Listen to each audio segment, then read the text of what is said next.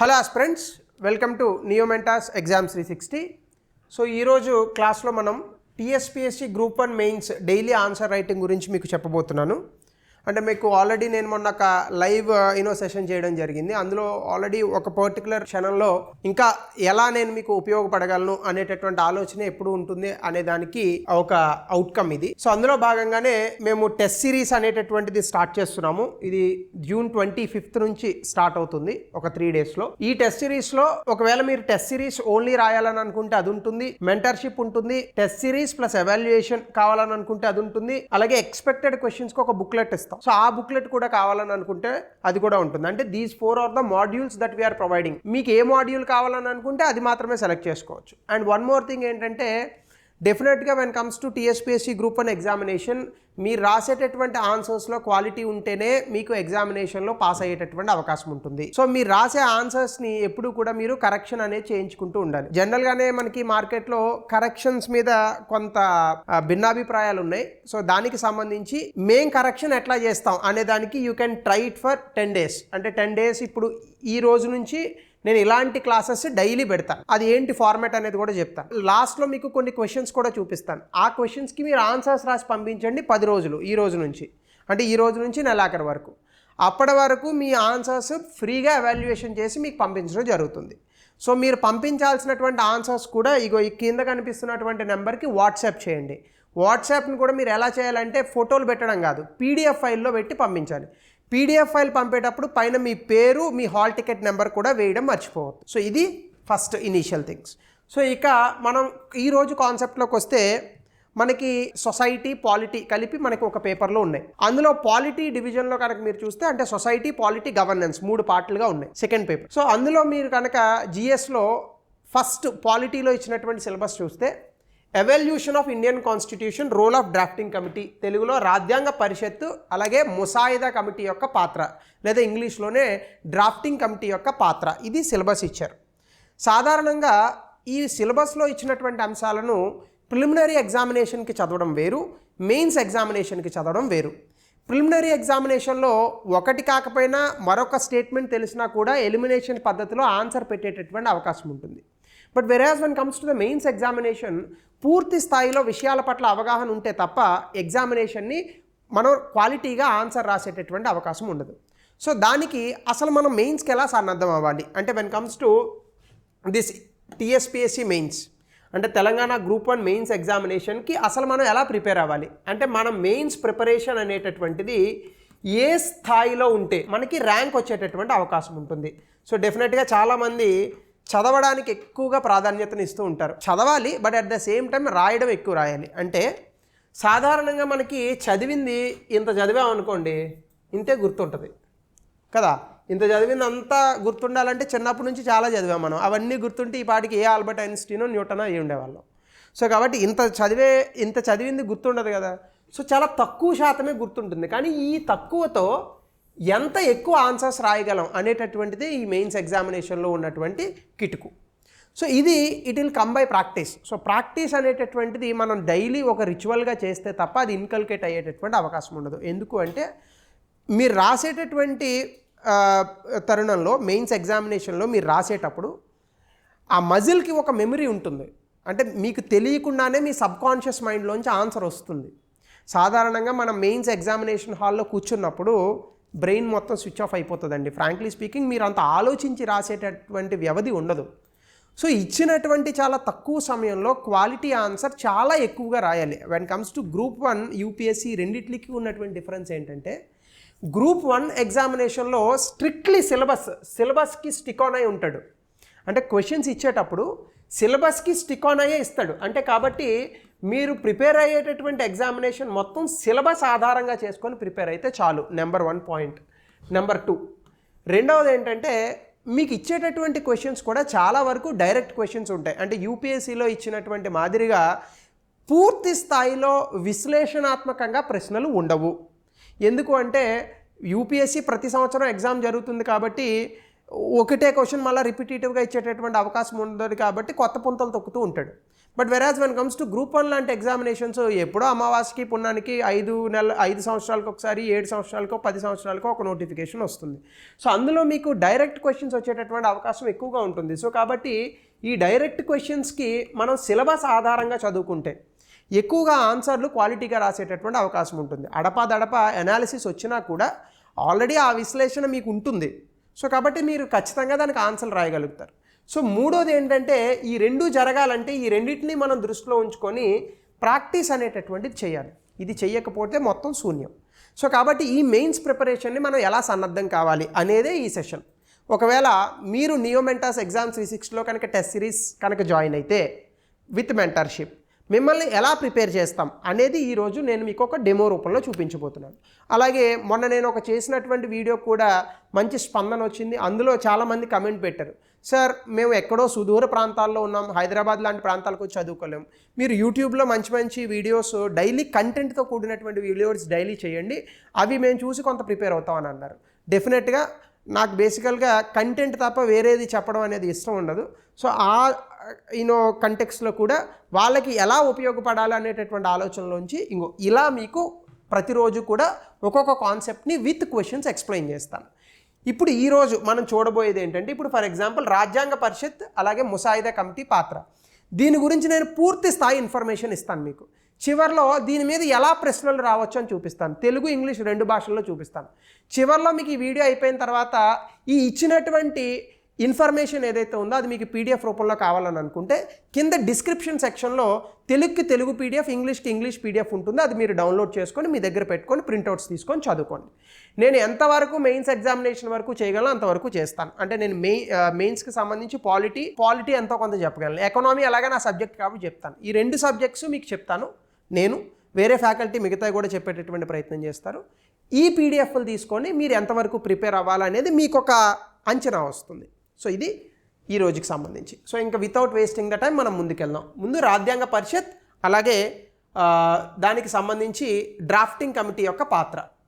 ముందుగా ఈ drafting committee అనేటటువంటి దాన్ని మనం ఆలోచించే ముందు మనకి స్వాతంత్ర ఉద్యమంలో భాగంగా కాన్స్టిట్యూయెంట్ అసెంబ్లీ రాజ్యాంగ పరిషత్ అనేటటువంటిది ఒకటి ఏర్పడింది. ఈ రాజ్యాంగ పరిషత్ ఎందుకు ఏర్పడింది అంటే, భారతదేశంలో అప్పటి వరకు ఉన్నటువంటి బ్రిటిష్ వాళ్ళు తీసుకొచ్చినటువంటి చట్టాల ఆధారంగా భారతదేశాన్ని పరిపాలించేవారు. అయితే స్వాతంత్ర ఉద్యమం తాలూకా మెయిన్ థీమ్ ఏంటి? భారతదేశాన్ని భారతీయులే పరిపాలించుకోవాలి.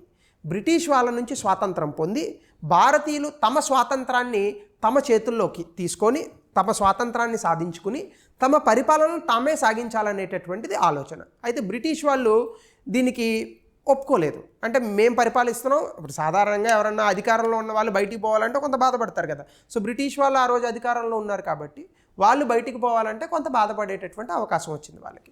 అయితే స్వాతంత్ర ఉద్యమంలో భాగంగా ఇంకా బ్రిటిష్ వాళ్ళకి ఇంకా తప్పదు, భారతీయులకి ఎలా అయినా సరే స్వాతంత్రం ఇచ్చేటటువంటి సమయం దగ్గరికి వచ్చింది అనే ఆలోచన వచ్చినప్పుడు భారతదేశంలో స్వాతంత్రాన్ని ఇచ్చిన తర్వాత భారతదేశంలో పరిపాలన ఎలా జరగాలి అనేటటువంటి అంశాన్ని ఒక డిస్కషన్కి తీసుకొచ్చారు. అప్పుడు భారతదేశానికి ఇకపైన భారతీయులతో పరిపాలన కొనసాగాలంటే వాళ్ళకు ఒక రాజ్యాంగం ఉండాలి. ఈ రాజ్యాంగం ఎవరు రాయాలి? మీరు నేను రాయాలా? కాదు, ప్రజల చేత ఆమోదించబడినటువంటి ఒక రాజ్యాంగ పరిషత్ లేదా రాజ్యాంగ సభ ఏదైనా పిలవచ్చు, దీన్ని ఏర్పాటు చేసి అందులో బాగా నిష్ణాతులైనటువంటి వ్యక్తులను అందులో పెట్టి భారతీయులకు అందరికీ కూడా ఆమోదయోగ్యమైనటువంటి హక్కులను కల్పించేటటువంటి ఒక రాజ్యాంగాన్ని రచించి తద్వారా పరిపాలనకు భారతీయులకు కనుక తీసుకొస్తే డెఫినెట్గా బ్రిటిష్ వాళ్ళ చేతుల్లోంచి పరిపాలన భారతీయులకి షిఫ్ట్ అవుతుంది అనేటటువంటిది ఆలోచన. సో ఇది మొత్తం idea of the constituent assembly. నేను ఒక స్లైడ్ ఏమో తెలుగు చదువుతాను, ఒక స్లైడ్ ఇంగ్లీష్ చదువుతాను, కాబట్టి ఇద్దరికీ న్యాయం చేసినట్టు ఉంటుంది. So idea of the constituent అసెంబ్లీలో మనకు చూస్తే కనుక మొట్టమొదటిసారి అసలు రాజ్యాంగ పరిషత్ అనేటటువంటి దాన్ని ఒకదాన్ని తీసుకురావాలి అని మాట్లాడినటువంటి వ్యక్తి 1934లో ఎంఎన్ రాయ్. ఈయన ఒక కమ్యూనిస్ట్ యాక్చువల్గా చెప్పాలంటే. సో ఈయన మొట్టమొదటిసారిగా భారతదేశానికి ఒక రాజ్యాంగం కావాలి, ఈ రాజ్యాంగాన్ని రచించడానికి రాజ్యాంగ పరిషత్ అనేటటువంటి దాన్ని ఒకటి ఏర్పాటు చేయాలి అని స్వాతంత్రం కన్నా దాదాపుగా 13 సంవత్సరాల ముందే ఈయన ప్రతిపాదించడం జరిగింది. దీనికి సంబంధించి ఆ రోజు జరుగుతున్నటువంటి ఉద్యమాలలో భాగంగా 1940 సమయం వచ్చేటప్పటికి 2వ ప్రపంచ యుద్ధం తాలూకా ఇవన్నీ కూడా భారతదేశానికి కూడా వ్యాపించాయి. అప్పుడు ఆగస్ట్ ఆఫర్ అని 1940 ఆగస్టు 8వ తారీఖున ఆ రోజు భారతదేశంలో ఉన్నటువంటి viceroy lord Linlithgow August offer అనేటటువంటి దాన్ని ప్రకటించారు. ఎక్కడ? బ్రిటిష్ పార్లమెంట్ తరపున భారతదేశంలో ఆగస్ట్ ఆఫర్ అనేటటువంటి దాన్ని ప్రకటించారు. ఈ ఆగస్ట్ ఆఫర్ ఏం చెప్పిందంటే, భారతదేశానికి రెండవ ప్రపంచ యుద్ధం పూర్తయిన తర్వాత భారతదేశానికి, భారత ప్రజలకి రాజ్యాంగం ఇవ్వడానికి గాను ఒక రాజ్యాంగాన్ని రచించేటటువంటి బాధ్యత ఒక కాన్స్టిట్యూయెంట్ అసెంబ్లీ రాజ్యాంగ పరిషత్కి అప్పగిస్తాము. ఆ ప్రకారంగా రాజ్యాంగ పరిషత్ని ఆగస్ట్ ఆఫర్ ఆధారంగా మేము ఏర్పాటు చేస్తాము అని ఒక ప్రకటనను జారీ చేశారు. దీని తర్వాత ఏం చెప్పారంటే, the offer included A condition that any future system of government must have the support of minority political and religious group. 1940 వచ్చేటటువంటి సమయానికే భారత్ పాకిస్తాన్ మధ్య చాలా గొడవ పెరిగిపోయింది. వాళ్ళంతా ముస్లింలు ఉన్నటువంటి ప్రాంతాన్ని సెపరేట్ పాకిస్తాన్ చేయాలనేటటువంటి ఆలోచనలో ఉన్నారు. సో భారత రాజ్యాంగాన్ని రచించాలంటే ఆగస్ట్ ఆఫర్లో చెప్పినటువంటి ఒక కండిషన్ ఏంటంటే, ఈ రాయబోయేటటువంటి రాజ్యాంగం భారతదేశంలో ఉన్నటువంటి మైనారిటీల యొక్క సహకారంతో మాత్రమే రాయాలి. అంటే ముస్లింలు, సిక్కులు, బౌద్ధులు, జైనులు, జీరోయాస్ట్రియన్స్, పార్సీలు వీళ్ళంతా ఒప్పుకుంటేనే క్రిస్టియన్స్తో సహా ఈ భారత రాజ్యాంగ రూపకల్పన జరుగుతుంది. ఇప్పుడు చూడండి, ఆగస్ట్ ఆఫర్లో పెట్టినటువంటి ఈ మెలిక కారణంగానే ముస్లిం లీగ్ దాదాపుగా 80 పైచీలకు సీట్లు గెలిచినప్పటికీ ముస్లిం లీగ్ భారత రాజ్యాంగాన్ని ఒప్పుకోకపోవడం కారణంగా మనకి పార్టిషన్ అనేది ఇన్ఎవిటబుల్ అయింది. అంటే ఆగస్ట్ ఆఫర్లో ఈ కండిషన్ పెట్టకపోయి ఉంటే పాకిస్తాన్ ఇవ్వకపోయినా ఏం చేసేది లేదు. కానీ ఆగస్ట్ ఆఫర్లో ఈ కండిషన్ పెట్టారు కాబట్టి బ్రిటిష్ వాళ్ళు ఏం జరిగింది, బికాజ్ ఇది ఉంది కాబట్టి ముస్లిం లీగ్ వాళ్ళు మేము ఒప్పుకోమన్నారు. సో ముస్లిం లీగ్ ఒప్పుకోవట్లేదు కాబట్టి ఇంకా రాజ్యాంగం రాసేటటువంటి ఆలోచన రాదు. అప్పుడు చచ్చినట్టు మనం ఏం చేయాల్సి వచ్చింది, పాకిస్తాన్ని విభజించి మన రాజ్యాంగం మనం రాసుకోవాల్సి వచ్చింది. అది ఆగస్ట్ ఆఫర్లో ఇచ్చిన, అంటే ఎంత డెప్త్ ఉందో చూడండి. ఇవి రాయాలి మీరు, కానీ ఈ డెప్త్ నేను ఎంత ఒక లైన్లో రాసేసాను, 2 లైన్లో రాసేసాను మీకు. సో ఈ డెప్త్ని మీరు ఇలా 1.5 లైన్లో మీరు రాసేటటువంటి 200 పదాలలో మీరు కనుక పట్టించగలిగితే then you will get the marks. మీరు గుర్తుపెట్టుకోండి, ఎంత ఎక్కువ రాస్తే అంత మంచిది. 200 యూపీఎస్సీలో అయితే 150 పదాలు రాసిన ఒప్పుకుంటారు. టీఎస్పీఎస్సీ గ్రూప్ 1లో అట్లా ఒప్పుకోరు. ఏపీపీఎస్సీ గ్రూప్ 1, టీఎస్పీఎస్సీ గ్రూప్ 1 అట్లా ఒప్పుకోరు. కొల్లబద్ద పట్టుకొని కొలుస్తూ ఉంటారు. సో ఆన్సర్ ఎంత ఎక్కువ రాస్తే అంత మంచిది. 200 పదాలు దాటడానికే ప్రయత్నించండి. That is very good. So కాబట్టి ఇక్కడ కనుక మీరు చూస్తే ఈ పర్టికులర్ డెప్త్ అనేటటువంటిది మీరు రాయాలి. ఇది 3వ పాయింట్. 4, ఈ ఆగస్ట్ ఆఫర్ ఇవన్నీ కాసేపు పక్కన పెడితే 1946 అంటే 2వ ప్రపంచ యుద్ధం అయిపోయింది. మరి ఆగస్ట్ ఆఫర్లో చెప్పింది అమలు చేయాలి కదా. క్యాబినెట్ మిషన్ ప్లాన్ అని ఒక దాన్ని ప్రకటించారు. అప్పుడు క్యాబినెట్ మిషన్ ప్లాన్ ప్రకటించినటువంటి వైస్రాయ్ ఎవరు, లార్డ్ వెవెల్. ఇది ఎప్పుడు ప్రకటించారు, 1946. చాలామంది అడుగుతుంటారు, సార్ ఈ మే 16 ఆగస్ట్ 8 రాయాలా? గుర్తుంటే రాయండి, గుర్తులేదని అనుకోండి కేవలం సంవత్సరం ఇచ్చినా చాలు. అంటే ఆగస్ట్ ఆఫర్ ఏమో 1940, క్యాబినెట్ మిషన్ ప్లాన్ ఏమో 1946 అని రాసినా చాలు. ఒకవేళ ఈ డేట్ గుర్తుంటే మరీ మంచిది. నేనైతే అంత గుర్తుపెట్టుకోలేను, because my memory is very limited. మీకు డెఫినెట్గా గుర్తుంటుంది, బాగా చదువుతున్నారు కాబట్టి ఎగ్జామినేషన్ కోసం మీరు రాసేటటువంటి ప్రయత్నం చేయండి. సో దీని తాలూకా తెలుగు వర్షన్ ఇది. సో ఇందాక చెప్పాను కదా, ఒక స్లైడ్ తెలుగులో ఒక స్లైడ్ ఇంగ్లీష్లో అన్నాను. సో నెక్స్ట్ది ఏం జరిగిందంటే ఇది జరిగింది. భారత రాజకీయ పార్టీలు మరియు ప్రతినిధుల మధ్య ఉన్న ఒప్పంద లోపాన్ని పరిష్కరించడానికి ఈ ప్రణాళిక ఉద్దేశించబడింది. ఏ ప్రణాళిక? క్యాబినెట్ మిషన్ ప్లాన్ ఎందుకు తీసుకొచ్చారు? అప్పటి వరకు భారతదేశంలో ఉన్నటువంటి రాజకీయ పార్టీలు ఈ రాజ్యాంగాన్ని ఒప్పుకోలే. అంటే ఎట్లా రాయాలనే దానికి వాళ్ళ మధ్య ఉన్నటువంటి మనస్పర్ధలు ఏవైతే ఉన్నాయో, లేదా వాళ్ళ మధ్య ఉన్నటువంటి కొన్ని ఇబ్బందులు ఏవైతే ఉన్నాయో వాటిని పరిష్కరించడానికి క్యాబినెట్ మిషన్ ప్లాన్ వచ్చింది. సో క్యాబినెట్ మిషన్ ప్లాన్ ఆధారంగానే భారత రాజ్యాంగ పరిషత్ అనేది ఆధారపడింది. సో అంటే constituent assembly was based on cabinet mission plan. ఒకటి. రెండో విషయం, తర్వాత బ్రిటిష్ ఇండియా ప్రావిన్స్లకు 296 స్థానాలు కేటాయించారు. ఇది 1946 నాటికి పూర్తయింది. అంటే సాధారణంగానే కాన్స్టిట్యూయెంట్ అసెంబ్లీలో ఈరోజు ఎలా ఎన్నికలు జరుగుతున్నాయో అలా రాలా. ఎందుకంటే 1947 నాటికి భారతదేశంలో దాదాపుగా 552 ప్రిన్స్లీ స్టేట్స్ ఉన్నాయి. అంటే రాచరికపు రాజ్యాలు ఉన్నాయి. దాంతోపాటుగా బ్రిటిష్ ప్రొవిన్సెస్ ఉన్నాయి. సో ఇన్నిటిలోంచి మనం వ్యక్తులను తీసుకొచ్చాం. ప్రిన్స్లీ స్టేట్లోంచి కొంత నియమితులైనటువంటి వ్యక్తులను తీసుకొచ్చాం. కొన్ని చోట్ల ప్రత్యక్ష ఎన్నికలు జరిగాయి, కొన్ని చోట్ల పరోక్ష ఎన్నికలు జరిగాయి, కొన్ని చోట్ల గవర్నర్ ప్రొవిన్సులు ఉన్నాయి. ఈ రోజు ఉన్నట్టు 28 రాష్ట్రాలు, 8 కేంద్రపాలిత ప్రాంతాలు లేవు కదా ఆ రోజు. సో ప్రజల అందరి ప్రాతినిధ్యం కావాలి కాబట్టి అందరికీ ప్రాతినిధ్యం ఇచ్చాం, సమానంగా ఇవ్వలేదు. గుర్తుపెట్టుకోండి, సమానంగా ఇవ్వలేదు, సమాన ఓటు హక్కులు కూడా ఇవ్వలేదు. సో కాబట్టి బ్రిటిష్ ఇండియా ప్రావిన్సులకి, అంటే ఆ రోజు బ్రిటిష్ పరిపాలనలో ఉన్నటువంటి రాష్ట్రాలు, అప్పట్లో రాష్ట్రాలని పిలవకుండా ప్రావిన్స్ అని పిలిచేవాళ్ళు, వాటికి 296 సీట్లు ఇచ్చాం. ఓకే, మధ్యలో ఎక్కడ మిస్ అయినట్టున్నాం మనం, అంతే రైట్. 296 సీట్లు బ్రిటిష్ ప్రావిన్సులకి ఇచ్చాం. అలాగే ఇండియన్ నేషనల్ కాంగ్రెస్ అందులో 208 సీట్లు గెలుచుకోగా ముస్లిం లీగ్ 73 సీట్లు గెలుచుకుంది, మిగతా నామినేటెడ్ సీట్లు. సో ఇప్పుడు చూడండి, ముస్లిం లీగ్ 73 సీట్లు గెలుచుకుంది కాబట్టి ముస్లిం లీగ్ ఏమన్నారు, మేము 73 సీట్లు గెలిచాం కదా, మేము కాన్స్టిట్యూయెంట్ అసెంబ్లీ రాజ్యాంగ పరిషత్ లిఖించబోయేటటువంటి రాజ్యాంగానికి మేము ఒప్పుకోం, మాకు సెపరేట్ దేశం ఏంటి అన్నారు. వాళ్ళు ఒప్పుకోకపోతే అసలు మొత్తం రాజ్యాంగమే రాదు మనకి, నేపాల్లాగా ఉంటుంది పరిస్థితి, 70 ఏళ్ళైనా రాజ్యాంగం రాసుకోకుండా. సో ఈ ప్రాబ్లం కారణంగా మనం ఏమైంది అప్పుడు, పోండ్రాబాయ్ మీరు పాకిస్తాన్ తీసుకోండి, మేము మా రాజ్యాంగం రాసుకుంటాం, మీరు మీ రాజ్యాంగం రాసుకోండి అని చెప్పాం. అందుకే భారతదేశానికి వచ్చినటువంటి స్వాతంత్రం కన్నా ఒకరోజు ముందే పాకిస్తాన్కి స్వాతంత్రం రావడం జరిగింది. నెక్స్ట్, ఎన్నికల తర్వాత ముస్లిం లీగ్ కాంగ్రెస్తో సహకరించడానికి నిరాకరించింది. ఇది ఆ రోజు దిగజారినటువంటి రాజకీయ పరిస్థితికి దారితీసింది. మీరు చూడండి, మేము ప్యూర్ ఫ్యాక్చువల్ ఇన్ఫర్మేషన్ ఇస్తున్నాం మీకు, మధ్య మధ్యలో అనాలిసిస్ తగులుతోంది కూడా. ఇంకా ఏదైనా విశ్లేషణ రాయాలని అనుకుంటే మీకు ఆల్రెడీ బ్రెయిన్లో ఉంటుంది. ఈ విశ్లేషణని మీరు ఇక్కడ ఇచ్చినటువంటి ఇన్ఫర్మేషన్తో క్రోడీకరిస్తే అప్పుడు మీకు ర్యాంక్ వస్తుంది. ఇలా మీ దగ్గర నోట్స్ ఉందా, మీకున్నటువంటి 6 పేపర్లకి మీ దగ్గర ఇలా నోట్స్ ఉందా, ఉంటే డెఫినెట్గా you will crack the examination. Okay, అది నెక్స్ట్ విషయం. సో దాని తర్వాత కనుక మనం చూస్తే composition of this constituent assembly, అంటే రాజ్యాంగ పరిషత్ యొక్క కూర్పు కనుక మీరు ఆలోచిస్తే, ముందుగా టెంపరీ చైర్మన్గా అంటే తాత్కాలిక చైర్మన్గా దానికి సచ్చిదానంద సిన్హా అనేటటువంటి వ్యక్తి ఉన్నారు. తాత్కాలిక చైర్మన్గా ఈయన ఉన్న తర్వాత మన కాన్స్టిట్యూయెంట్ అసెంబ్లీ ఆ రోజు డాక్టర్ రాజేంద్ర ప్రసాద్ని మన దేశ రాష్ట్రపతిగా ఎన్నుకోవడం జరిగింది. దాని తర్వాత హరేంద్ర కుమార్ ముఖర్జీని వైస్ ప్రెసిడెంట్గా ఎన్నుకున్నాము. దాని తర్వాత భారత రాజ్యాంగాన్ని లిఖించడానికి legal adviser to drafting committee లేదా legal adviser to the constituent అసెంబ్లీగా మనం బెనగల్ నరసింహరావు, అసలు ఒరిజినల్గా రాజ్యాంగం రాసింది ఈయన రాసినటువంటి రాజ్యాంగాన్ని రివ్యూ చేసి ఓకే చేసింది బిఆర్ అంబేద్కర్. ఒరిజినల్గా రాజ్యాంగం రాసింది బిఆర్ అంబేద్కర్ గారు కాదు. అంటే ఒరిజినల్గా రాసిందంటే నా ఉద్దేశంలో the whole legal advisory behind the constitution is Benegal Narasimha Rao. ఈయన రాసి అప్రూవల్ అంబేద్కర్ గారికి ఇస్తే అప్పుడు అంబేద్కర్ గారు అందులో కావాల్సినవి ఉంచి మిగతాయన్ని తీసి పడేసి ఫైనల్గా రాజ్యాంగాన్ని ఇచ్చారు. బికాజ్ ఆయన డ్రాఫ్టింగ్ కమిటీ చైర్మన్ కదా. సో ఆయన డ్రాఫ్టింగ్ కమిటీ చైర్మన్ కాబట్టి ఆయన ఏం చెప్తే అది నడుస్తుంది. సో ఒరిజినల్గా అసలు he was the constitutional adviser. Constitutional adviser అయిన బెనగల్ నరసింహరావే రాసింది రాజ్యాంగాన్ని.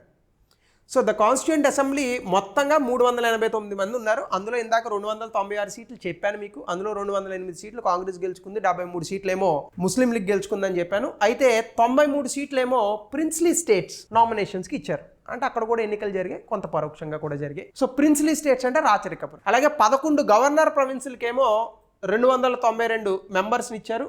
దాని తర్వాత చీఫ్ కమిషనర్ ప్రొవిన్సెస్ నుంచి ఒక 4 తీసుకున్నారు. మొత్తంగా 296 సీట్లు అయ్యాయి. Seats in each British province were assign to the proportional representation of the 3 major communities. అంటే ముస్లింలు, సిక్కులు, మిగతా వాళ్ళందరూ జనరల్ కేటగిరీ. సిక్కులు, ముస్లింలు తప్ప మిగతా వాళ్ళంతా జనరల్ కేటగిరీలో తీసుకొని మనం ఏం చేసాము, ప్రపోర్షనల్ రిప్రజెంటేషన్ ఇచ్చాం. అంటే ఇప్పుడు first pass the post system అని తీసుకుంటున్నాం. అప్పుడు దామాషా పద్ధతి ఎన్నికల్లో మనం ఎన్నికలు జరిపించడం జరిగింది. అంటే రాజ్యాంగ పరిషత్కి జరిగినటువంటి ఎన్నికలన్నీ కూడా దామాషా పద్ధతిలో జరిగాయి. ఈరోజు కూడా మన దేశంలో మార్పు రావాలంటే దామాషా పద్ధతిని తీసుకురావాలా, లేదంటే ఏమవుతుంది, 100 మందిలో 36 ఓట్లు వచ్చినా కూడా గెలుస్తున్నాం కదా. సో దానివల్ల ఏమవుతుంది, ఈ 36 ఓట్లు కొంటే సరిపోతుంది కదా. సో ఎలక్షన్స్లో ఉన్నటువంటి ఈ మొత్తం డబ్బు అంతా దీనికోసమే వెచ్చిస్తున్నాం కదా. అలా కాకుండా దామాషా పద్ధతి అంటే ఏంటి, ఎవరికి ఎంత శాతం ఓట్లు వస్తే అన్ని శాతం సీట్లు ఉంటాయి. అంటే ఇప్పుడు బీఆర్ఎస్ ఉంది, బీఆర్ఎస్కి మొత్తం తెలంగాణలో 50% ఓట్లు వచ్చాయనుకోండి, 50% సీట్లే ఇస్తారు. దాని తర్వాత కాంగ్రెస్కి 20% సీట్లు వచ్చాయనుకోండి, మొత్తం 20% సీట్లు ఇస్తారు. అట్లా ఎంత శాతం ఓట్లు వస్తే అంత శాతం ఇస్తారు. దీనివల్ల రాజకీయ పార్టీలు పెరుగుతాయి. దాంట్లో కూడా పాజిటివ్ నెగిటివ్స్ ఉన్నాయి, అది వేరే విషయం. కానీ ఓటుతో నోటు అనేటటువంటిది కాస్త తగ్గే అవకాశం ఉంటుంది. And when comes to this, ఇది మనం ఆ రోజు బ్రిటిష్ ప్రావిన్సెస్లో ప్రపోర్షనల్ రిప్రజెంటేషన్ చేసాం. ఇందాక చెప్పిన 296 సీట్లు ఏవైతే ఉన్నాయో అక్కడ ఈ ప్రపోర్షనల్ రిప్రజెంటేషన్ ప్రకారం మనం ఎన్నుకోవడం జరిగింది. సో దానికి సంబంధించినటువంటి తెలుగు, సో మళ్ళా నెక్స్ట్ స్లైడ్ నేను తెలుగులో చెప్తాను. సో దాని తర్వాత ఏం చెప్పామంటే ప్రతి కమ్యూనిటీ నుంచి కూడా ప్రొవిన్షియల్ లెజిస్లేటివ్ అసెంబ్లీకి దాని ప్రతినిధులను ఎన్నుకున్నారు. ఇది కూడా దామాషా పద్ధతి, అంటే single transferable vote proportional representation, అంటే ఓటు బదిలీ దామాషా విధానాన్ని అనుసరించి ఓటింగ్ని నిర్వహించారు.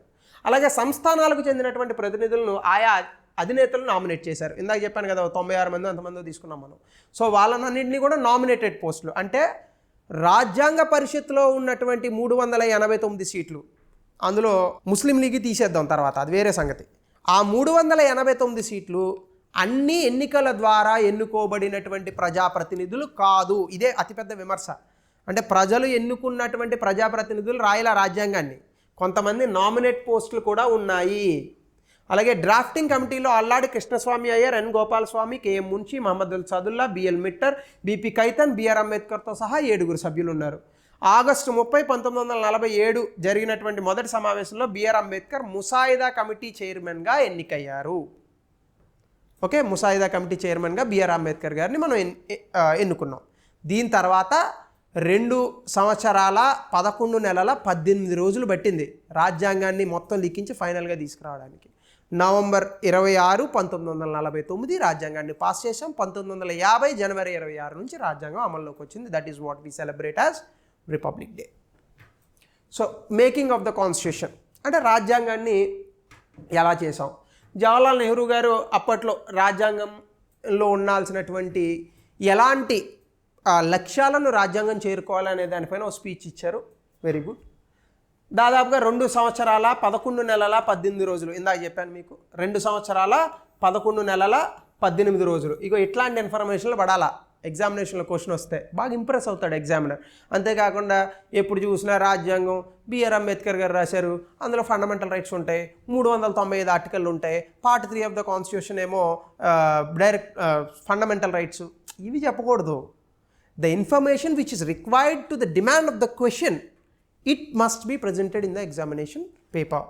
సో ఎగ్జామ్లో ఇంట్రో చాలామంది చెప్తుంటారండి, ఇంట్రడక్షన్, బాడీ, కంక్లూజన్, అలా ప్రతి క్వశ్చన్కి రాదండి. ఎందుకు వస్తుంది అట్లా? రోజు కూర చారు మజ్జిగ తింటున్నారా, ఓ రోజు బిర్యానీ తినట్లే? సో అది పరిస్థితిని బట్టి మారుతూ ఉంటుంది. ఒక్కొక్క క్వశ్చన్కి ఇంట్రడక్షన్ రాయాల్సిన అవసరమే ఉండదు అసలు. సో క్వశ్చన్ని బట్టి మీరు రాయండి, అంటే హిట్టింగ్ ద బుల్స్ అంటారు ఇంగ్లీష్లో. ఒక క్వశ్చన్ తాలూకా డిమాండ్ని ముందు మీరు కనుక అర్థం చేసుకుంటే అప్పుడు మీ దగ్గర ఉన్నటువంటి సమాచారాన్ని ఇందులో ఎలా కూర్చాలి అనేటటువంటిది మీకు అర్థమవుతుంది. This will comes by practice. It is not a one day job which you can do. So it takes time. So కాబట్టి ఆ టైం తీసుకోండి. So Benegal Narasimha Rao original constitution ఇవ్వడం జరిగింది, original draft of the constitution.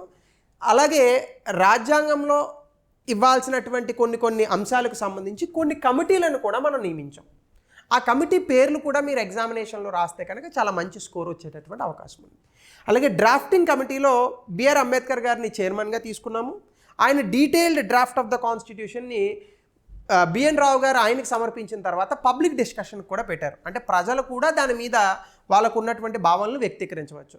But 1947లో మన దేశంలో ఉన్నటువంటి మొత్తం అక్షరాస్యతే 16%, ఇంకా లోపే, 16% కూడా లేదు. అందులో ఎంతమందికి రాజ్యాంగ విలువల గురించి వీటి గురించి తెలుస్తుందండి? ఇప్పుడే ఎవరికి రాజ్యాంగం గురించి తెలియదు. సో చాలా తక్కువ పబ్లిక్ డిస్కషన్స్ అనేటటువంటివి జరిగాయి. ఈ రోజు ఉన్నట్టు నోరేసుకొని పడిపోయేటటువంటి టీవీ 3x3 లాంటివి లేవు కదా. సో డెఫినెట్గా ఆ రోజు పబ్లిక్ డిస్కషన్లో అంత వచ్చేటటువంటి అవకాశం ఏం లేదు. ఎనీవే, ఇది రాజ్యాంగ రూపకల్పన. అలాగే constitution was passed. So November 26, 1949లో మనకి రాజ్యాంగం అనేటటువంటిది పాస్ అయింది. కానీ మనకు ఉన్నటువంటి హిస్టారికల్ కాంటెక్స్ట్లో భాగంగా, అంటే జనవరి 26 ఒకప్పుడు మనం స్వాతంత్ర దినోత్సవం కాదు కానీ హోమ్ రూల్ లాంటి వాటిని జరుపుకున్నాం. అంటే మనమే మన పరిపాలన చేయాలి, స్వపరిపాలన, వీటి గురించి మనం జరుపుకున్నాం. సో ఆ రోజుని తీసుకున్నారు. సో జనవరి 26, 1950 నుంచి రాజ్యాంగం అమల్లోకి వచ్చింది. దాన్నే మనం గణతంత్ర దినోత్సవంగా జరుపుకుంటాం. మీకు తెలుసు మొత్తం రాజ్యాంగానికి అయినటువంటి ఖర్చు 64 లక్షలు అయిందండి. మొత్తం రాజ్యాంగాన్ని పాస్ చేయడానికి గాను ఆ రోజు ఉన్నటువంటి రాజ్యాంగ పరిషత్ 11 సెషన్లు పెట్టిందండి. దాదాపుగా 166 రోజుల పాటు కాన్స్టిట్యూషనల్ డిబేట్స్ అనేటటువంటివి జరిగాయి. ఇంకా అంత లోతు పోవాల్సినటువంటి అవసరం లేదు గ్రూప్ 1 ఎగ్జామినేషన్కి. బహుశా యూపీఎస్సీ అయితే ఇంకాస్త లోతు అడిగేటటువంటి అవకాశం ఉంది, బట్ ఇది ఎనఫ్. సో ఇది మొత్తంగా మేకింగ్ ఆఫ్ ద కాన్స్టిట్యూషన్కి సంబంధించి. సో దీని తర్వాత కనుక మనం చూస్తే ఇవి కమిటీస్ పేర్లు. Union drafting committee chairman BR Ambedkar, union constitution committee అంటే రాజ్యాంగ కమిటీ, దానికి Jawaharlal Nehru, union powers committee మళ్ళా జవహర్లాల్ నెహ్రూ. చాలామంది స్టేట్స్ కమిటీ సర్దార్ వల్లభాయ్ పటేల్ అనుకుంటారండి, కానీ గుర్తుపెట్టుకోండి స్టేట్స్ కమిటీకి కూడా జవహర్లాల్ నెహ్రూయే. ఓకే, అలాగే ప్రొవిన్షియల్ కాన్స్టిట్యూషన్ కమిటీకి ప్రొవిన్సెస్ వేరు, అది వేరు, దానికి సర్దార్ వల్లభాయ్ పటేల్ గారు ఉన్నారు. స్టీరింగ్ కమిటీ ఏమో doctor Rajendra Prasad, rules of procedure committee doctor Rajendra Prasad, తర్వాత advisory committee on fundamental rights, అలాగే మైనారిటీస్, ట్రైబల్, ఎక్స్క్లూడెడ్ ఏరియాస్, దీనికి కూడా నేను మీకు ఇక్కడ ఇచ్చాను చూడండి. Fundamental rights sub committee Acharya Kripalani, minority sub committee HC Mukherjee, excluded and partially excluded areas అంటే మనకి ఎస్టీ ఏరియాస్ ఇట్లాంటివి వస్తాయి, అస్సాంలో ఉన్నటువంటి ప్రాంతాలు, వాటికి ఏవి తక్కర్. నార్త్ ఈస్ట్ ఫ్రంటియర్ కమిటీకి సంబంధించి గోపీనాథ్ బర్దోలి. సో వీళ్ళు ఈ గొప్ప గొప్ప వ్యక్తులు అందరూ కూడా ఈ కమిటీస్లో ఉన్నారు. అన్నీ రాయాల్సిన అవసరం లేదండి, ఒకటి రెండు గుర్తుపెట్టుకోండి, మీకు గుర్తున్నాయి, మిగతా ఎక్సెట్రా అని పెట్టండి. ఎక్సెట్రా అంటే అన్నీ ఉన్నట్టేగా, సో సింపుల్ అది. సో ఇది కమిటీలకు సంబంధించి. అలాగే భారత రాజ్యాంగంలో కొన్ని ముఖ్యమైనటువంటి లక్షణాలను కూడా ఈ భారత రాజ్యాంగ ప్రతిలో అంటే రాసేటప్పుడే మనం వీటిని ఆ భారత రాజ్యాంగంలో ఉంచడం జరిగింది. ఇప్పటికీ కూడా మనమందరం కూడా వీటిని హక్కులుగా అనుభవిస్తున్నాం. ఒకటి, సుదీర్ఘమైనటువంటి లిఖిత రాజ్యాంగం. It is the lengthiest constitution ever written on the planet Earth. అంటే మన రాజ్యాంగం ఉన్నంత బరువు, అంత లెంగ్త్ ఏది ఉండదు. అందుకే బహుశా బిఆర్ అంబేద్కర్ గారు కూడా ఆయన రచించినటువంటి రాజ్యాంగాన్ని ఆయనే గుర్తుపెట్టుకోలేరనేమో. ప్రతి స్టాట్యూలోనే ఆయన చేతిలో పుస్తకం ఉంటుంది, మీరు చూడండి కావాలని అనుకుంటే. ఎప్పుడు రాజ్యాంగం పట్టుకునే ఉంటారు ఆయన. అలాగే ప్రభుత్వ పార్లమెంటరీ వ్యవస్థ, ప్రాథమిక హక్కులు, ఇవి మళ్ళా నేను వచ్చినప్పుడు వివరిస్తా. ఇక్కడ జస్ట్ మెయిన్స్ ఇన్ఫర్మేషన్ మాత్రమే, ఓకేనా. ఇది మళ్ళీ నేను వివరిస్తాను. ప్రాథమిక హక్కులు అంటే ఏంటి అవన్నీ మళ్ళీ మనకు ఉన్నాయి, అప్పుడు చూద్దాం అవి. అలాగే సమీకృత స్వతంత్ర న్యాయ వ్యవస్థ, ఇంటిగ్రేటెడ్ అండ్ ఇండిపెండెంట్ జ్యుడిషియరీ, అలాగే వివిధ మూలాల నుంచి తీసుకోబడింది, అది మళ్ళీ అక్కడ రాయాలి, ఇక్కడ రాయకూడదు. అది ఐర్లాండ్ నుంచి ఏం తీసుకున్నాం, డైరెక్టివ్ ప్రిన్సిపల్స్, ఎమర్జెన్సీ ప్రొవిజన్స్ ఏమో జర్మనీ నుంచి తీసుకున్నాం, ఇవన్నీ ఇక్కడ రాయకూడదు, మళ్ళీ అక్కడ రాయాలి. ప్రియాంబుల్ ఏమో యూఎస్ఏ నుంచి తీసుకున్నాం, ఫండమెంటల్ డ్యూటీస్ ఏమో వేరే చోటు నుంచి రష్యా నుంచి తీసుకున్నాం, ఇవన్నీ అక్కడ రాయాలి మళ్ళీ. అలాగే దృఢత్వము మరియు వశ్యత అంటే rigidity and flexibility, unitary bias, ఇక్కడ కొంచెం స్పెల్లింగ్ తప్పడిందండి, యూనిటరీ బయాస్, అలాగే సమాఖ్య వ్యవస్థ అంటే unitary bias and strong centre, federal structure, federal system with unitary bias, అది లాస్ట్ పాయింట్. ఇవి క్యారెక్టరిస్టిక్స్ ఆఫ్ ద కాన్స్టిట్యూషన్. అయితే ఇవి కాకుండా ఎగ్జామ్లో ఇంకాస్త లోతుగా ఉన్నటువంటి ప్రశ్న కనుక ఇస్తే మీకు ఇంకా ఫ్యాక్ట్స్ కావాలి కాబట్టి ఇంకా ఫ్యాక్ట్స్ కూడా తీసుకొచ్చాను. గుర్తుపెట్టుకోవాలి, ఫ్యాక్ట్స్ చూసే ముందు క్రిటిసిజం కూడా ఉంది, లేదా ముందు ఫ్యాక్ట్స్ చూసేద్దాం. పోనీ ఫ్యాక్ట్స్ అన్నాను కాబట్టి. Symbol of the constituent assembly, రాజ్యాంగ పరిషత్ యొక్క ముద్రగా దేన్ని తీసుకున్నారు? ఏనుగు, elephant.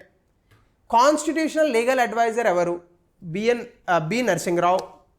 Secretary of the constituent assembly ఎవరు? HVR Iyengar. SN Mukherjee chief draftsmen of the constituent, chief draftsmen of the constitution అంటే రాజ్యాంగాన్ని చేత్తో రాసినటువంటి వ్యక్తి ఎస్ఎన్ ముఖర్జీ. రాజ్యాంగాన్ని అంటే ఈయన ఆధ్వర్యంలో జరిగిందని, డ్రాఫ్ట్మెన్ అంటే ఈయన ఆధ్వర్యంలో జరిగింది. సో దాన్ని రచించినటువంటి వ్యక్తి ఎవరు అంటే రైటింగ్ ఇది ఎవరిది? ప్రేమ్ బిహారీ నారాయణ్ రైజాదా, ఈ వ్యక్తిది. మొత్తం క్యాలిగ్రఫీ, ఆ కలిపిరాత అంతా ఉంటుంది, అది ఈ వ్యక్తిది.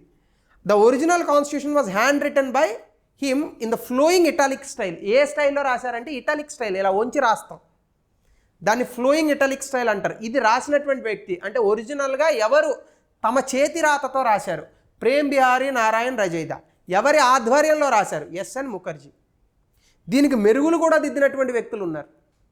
ఒరిజినల్ వెర్షన్ నందలాల్ బోస్ మరియు బయోహర్ రామ్ మనోహర్ సిన్హాతో సహా శాంతినికేతన్కు చెందిన, అక్కడ అది కలిసిపోయింది, శాంతినికేతన్కు చెందిన కళాకారులు ఒరిజినల్ వెర్షన్ను అందంగా తీర్చిదిద్దారు.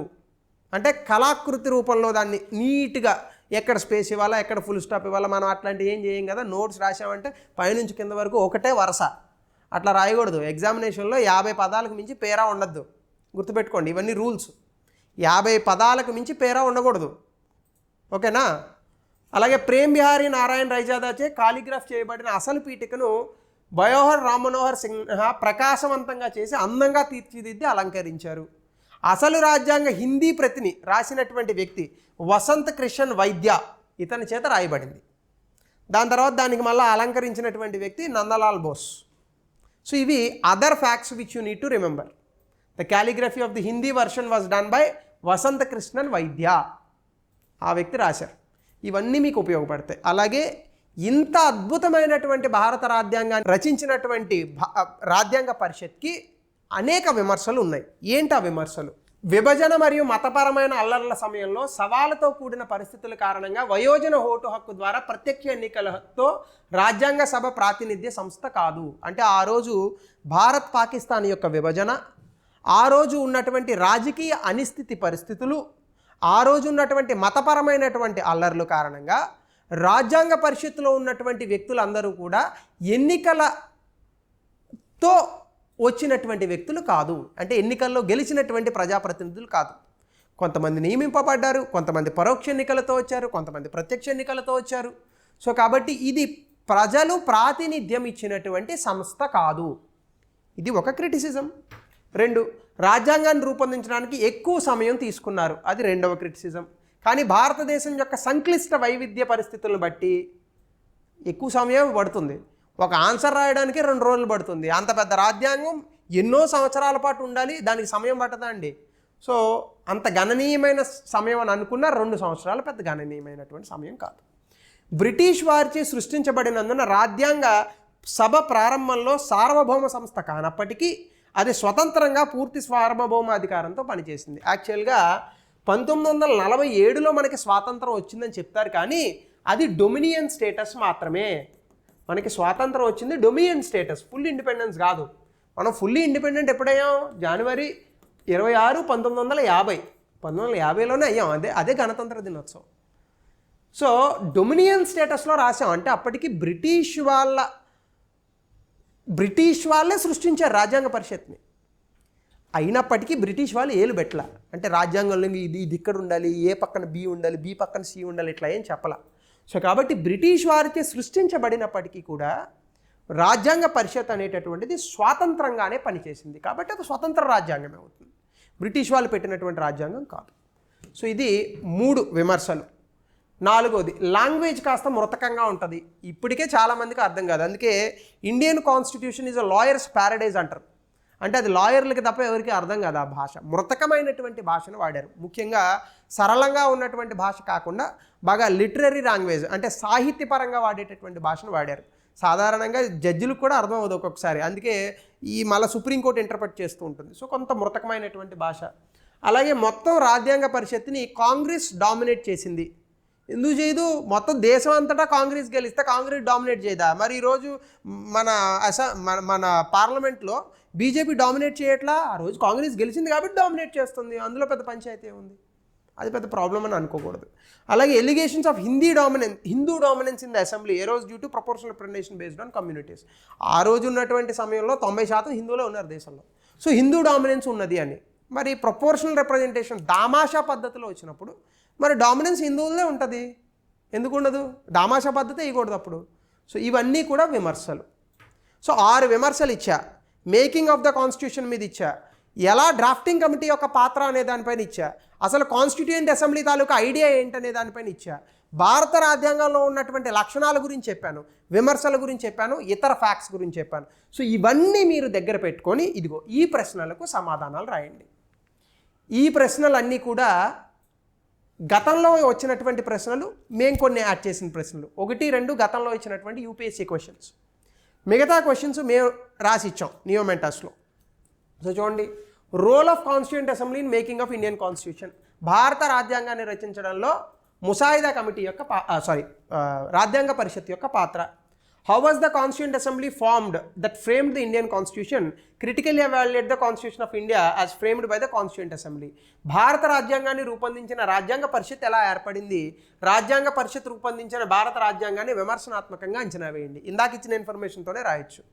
అలాగే మూడవ ప్రశ్న 1935లో how did Indian National Congress demand for constituent assembly in the 35 contribute to the development of Indian constitution. 1935లో భారత జాతీయ కాంగ్రెస్ రాజ్యాంగ పరిషత్ కోసం చేసినటువంటి డిమాండ్ భారత రాజ్యాంగ అభివృద్ధికి ఎలా దోహదపడింది.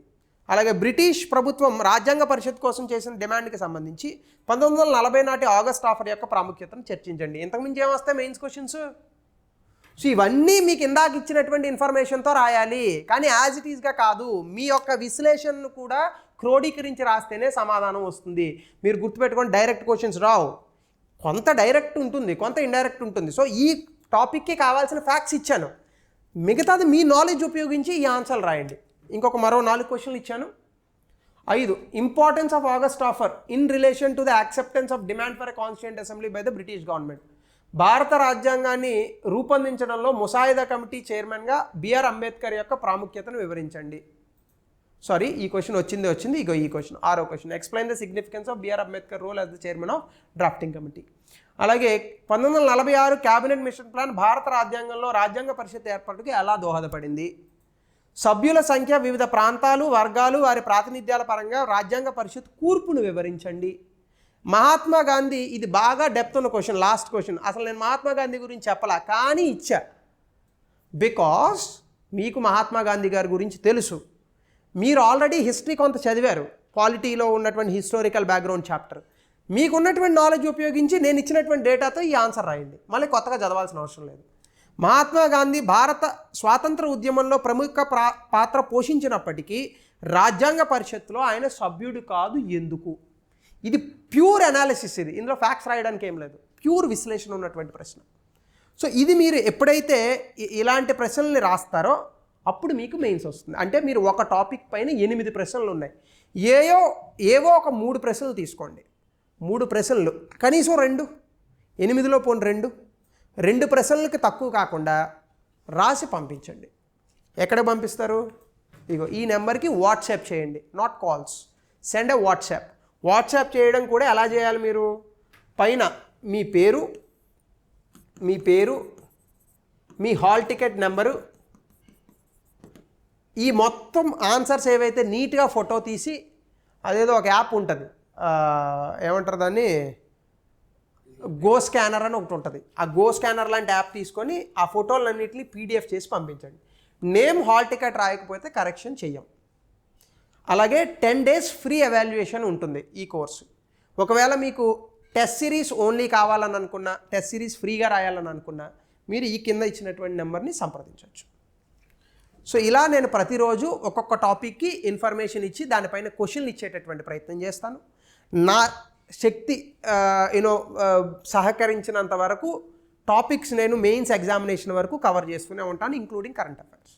సో ఇది మీ మెయిన్స్ ఎగ్జామినేషన్కి ఉపయోగపడాలనేటటువంటిది నా యొక్క ఆలోచన. So thank you. This the end of this session. Have a nice day. Will meet tomorrow.